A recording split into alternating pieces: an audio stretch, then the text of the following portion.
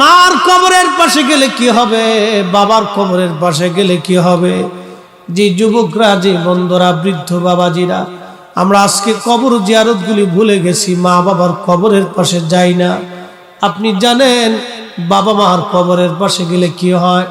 যখন আপনি যা থেকে সালাম দিবেন, তখন বাবা কবর থেকে সালামের জবাব দিয়ে বলে, দেখছো আমার খুকা বুড়া হয়ে গেছে, কিন্তু আমি বাবার কবরের পাশে দাঁড়ায় গেছে।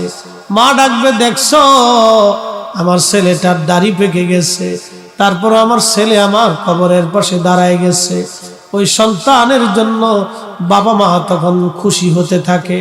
যখন সন্তান কবরের পাশে দাঁড়ায় কিছু জিয়ারত করে, বাবা মার জন্য দোয়া করে, তখন কবর থেকে বাবা মাও দোয়া করতে থাকে। একবার জোরে বলা যাবে কি সুবহানাল্লাহ। ওই কবর থেকে তারা চিনে, তারা দেখে। আপনি দেখেন না, আপনি চিনেন না, সেটা আপনার দোষ। ওই কবর থেকে তারা চিনে।